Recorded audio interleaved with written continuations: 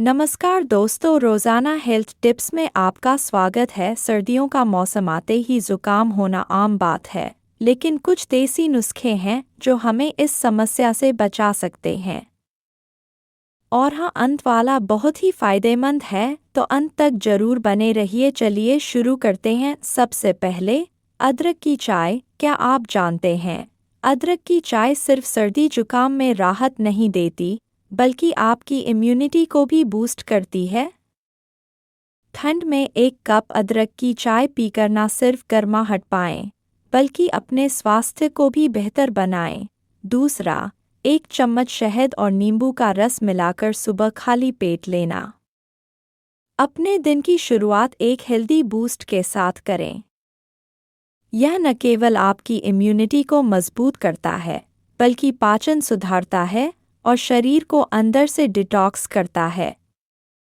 एक छोटी आदत, बड़े फायदे।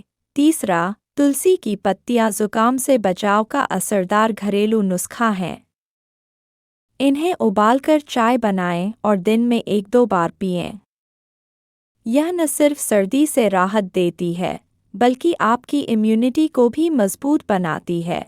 चौथ, लहसुन और सरसों का तेल। 2 से 3 लहसुन की कलियों को सरसों के तेल में गर्म करें।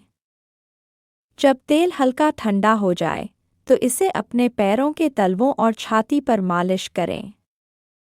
यह शरीर को गर्म रखता है और जुकाम के शुरुआती लक्षणों को रोकने में मदद करता है।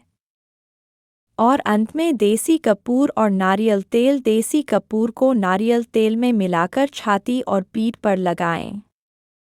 यह सर्दी और खांसी से राहत देता है। और हाँ, गर्म पानी में नमक डालकर गरारे करना भी गले के लिए बहुत फ़ायदेमंद है।